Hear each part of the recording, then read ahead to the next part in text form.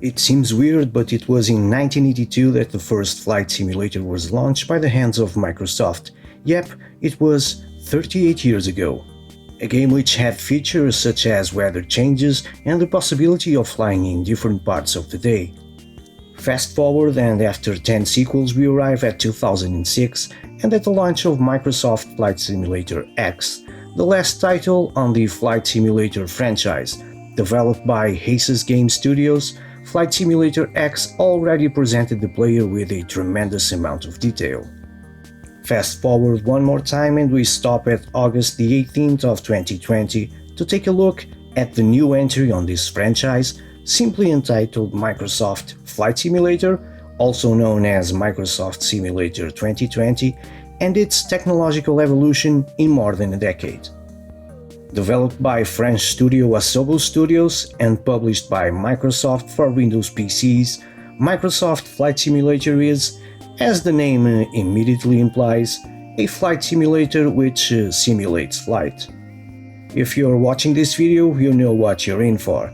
You know what Flight Simulator is, you know it is hard to master, especially for beginners, you know the range of options will be confusing. This is why we're playing and watching YouTube videos about it and not flying a real plane.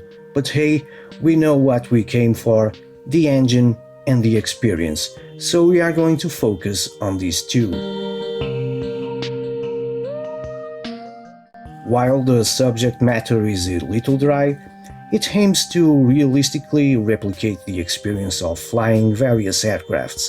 Microsoft Flight Simulator is a fantastic example of why this series is so respected. By combining graphics and features that give us a tantalizing glimpse of the future of video games, it also has a fantastic chance to win over mainstream gamers who may have dismissed earlier Microsoft Simulator entries. So we're talking about stunning graphics and innovative features, such as mapping the entire world using Bing Maps, a global cloud computing network, and real-time weather information. This is as much a visual spectacle as it is a simulator, and you will want to see as much as you can because at 10,000 feet the world looks spectacular.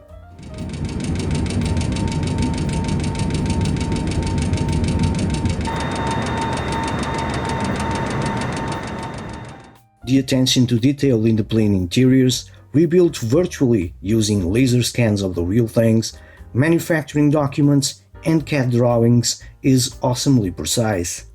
But it is the integration with Microsoft's real-world Bing Map service that takes this incredible simulation into a whole new realm of freedom. How big is the world map in Flight Simulator?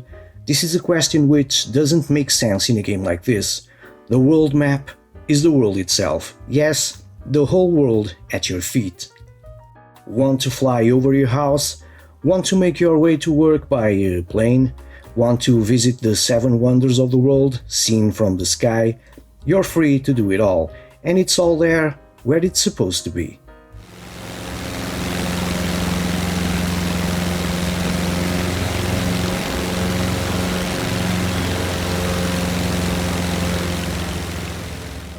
My home city of Porto in Portugal is easily recognizable from the air, and flying above it, it is just pure magic.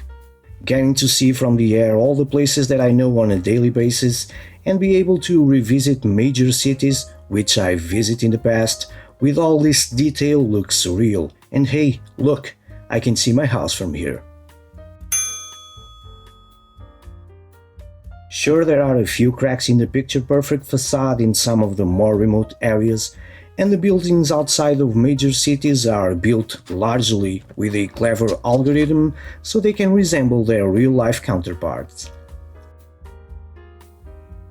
Sometimes this kind of works, with some areas that I know resembling the real thing, while other times not so much.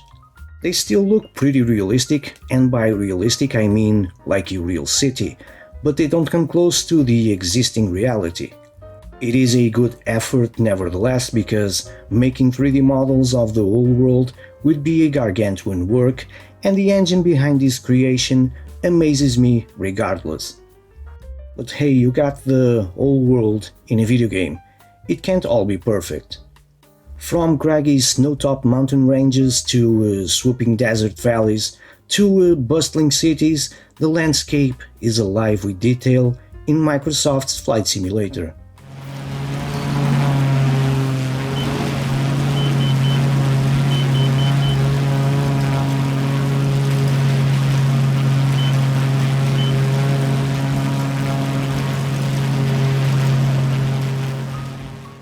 The base version of Microsoft Flight Simulator comes with 20 planes and 30 handcraft airports. That might not seem like a lot of locations, but the remaining 37,000 plus airports are so well generated that they come very close to the real thing. The handcrafted airports, built from scans and real-world blueprints, are even more technically inspiring. I've never seen anything close to this level of accuracy in a flight simulator before. Yes, all your major airports are a handcrafted recreation of its real buildings, but smaller airports are also there, and I mean really small to the point of being just an airstrip.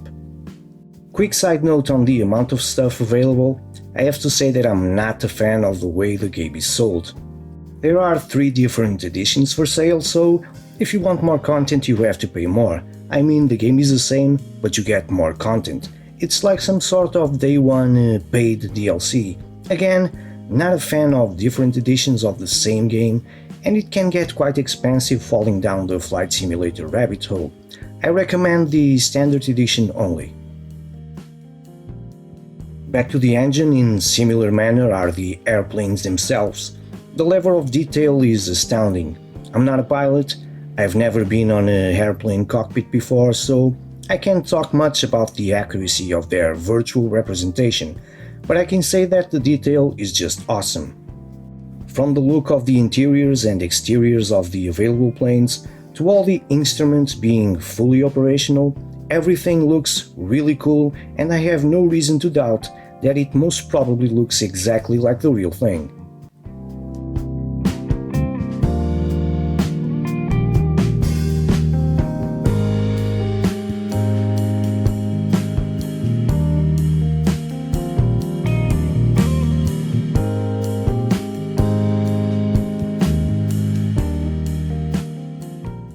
Quick side note number 2, why aren't there any seaplanes on Microsoft's Flight Simulator? I don't know, I mean, you can try to land on water, but, well, it's not the same. I really enjoy seaplanes and I kind of missed it.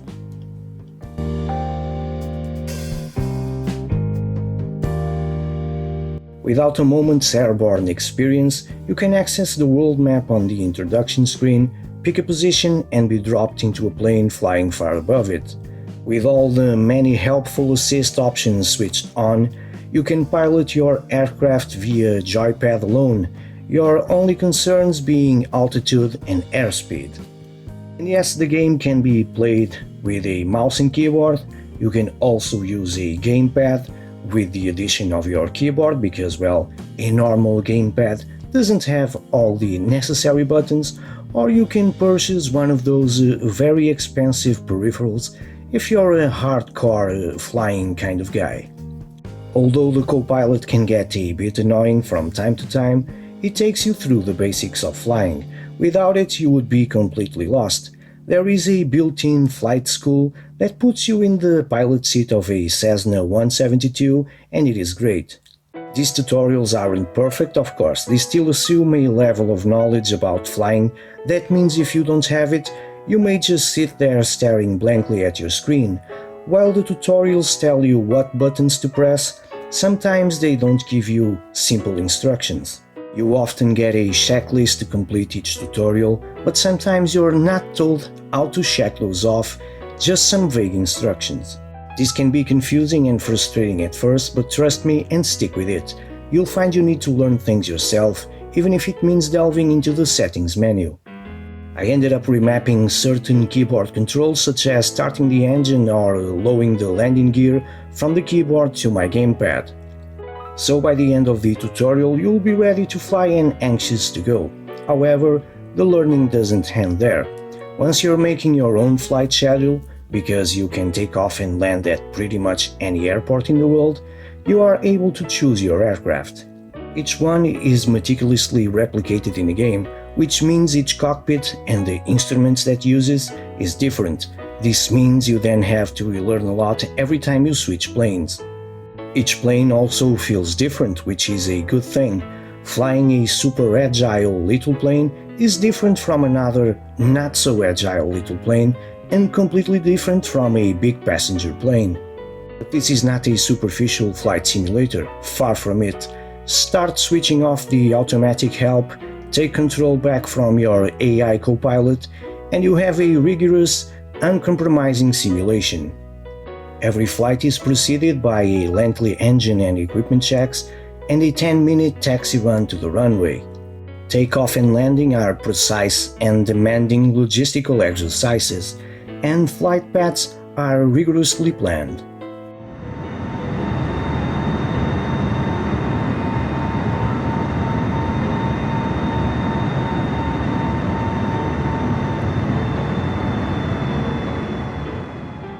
Even with medium assists turned on, getting off the ground and back again in one piece requires a lot of planning, careful maneuvering, and tons of practice.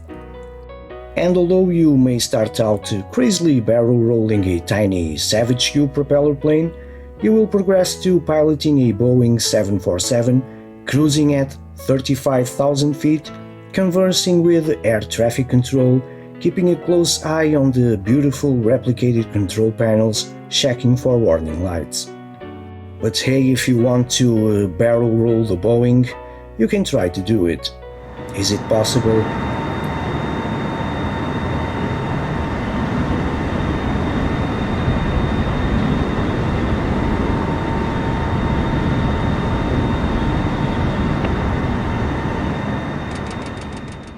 Performance-wise, Flight Simulator looks great on my PC, which doesn't have a high-end GPU. Although I have a Ryzen 3700X, I'm still rocking my old RX 580. No, I can't game with all the graphics maxed out, but I just had to mess with some lighting effects and I was set to go at an almost constant 30 frames per second.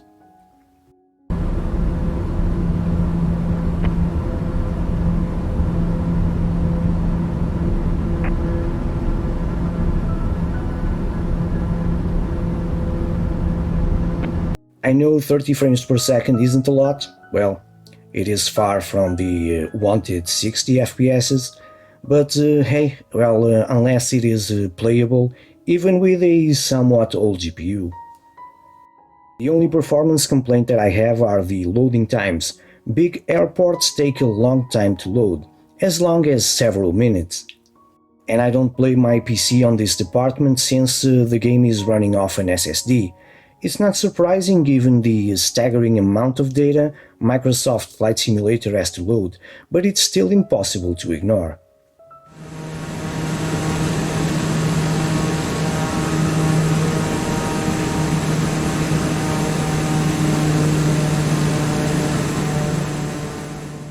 But is Microsoft's Flying Simulator fun? It's a funny thing, really. Sometimes it feels overly stressful and confusing, and when you're trying to land a plane while an instrument you've never seen before is blaring a indecipherable error message, you might not feel like you're having fun.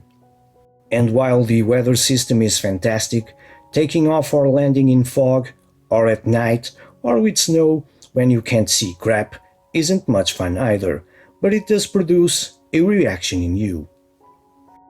It's the same when flying long distances.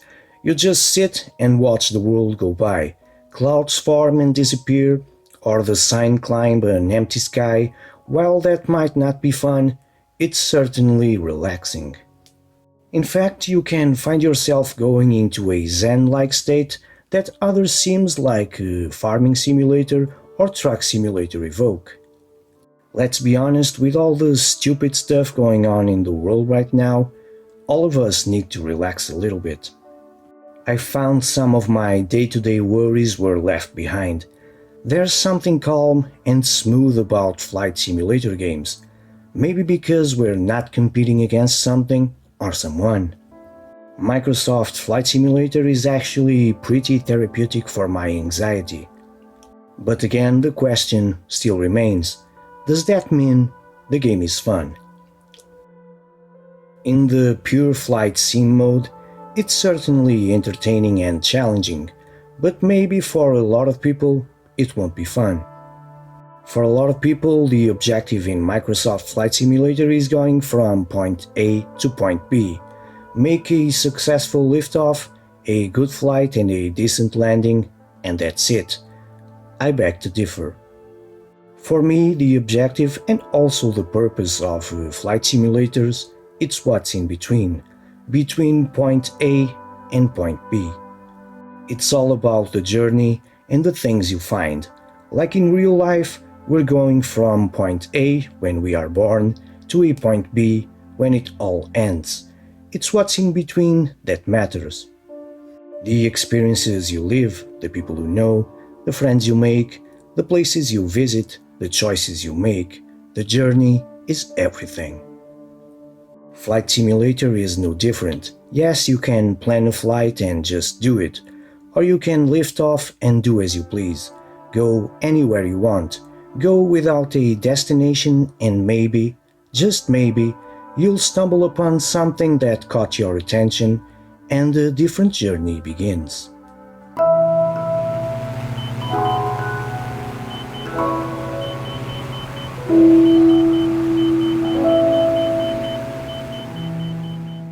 If you like planes and like flying, and would relish the chance to fly iconic vehicles in some of the most beautiful locations and conditions in the world, or if you just want some relaxation time in these troubled days while playing a video game, then this game is for you. So if you're one of those who didn't know if Microsoft's Flight Simulator was for you before watching this review, hopefully you now know. And for more relaxation time, feel free to check out the other videos here on the channel, because I have more that hopefully you can enjoy while relaxing. Click that subscribe button because your support is always very much appreciated. Thank you very much for watching this, and until my next video, take care.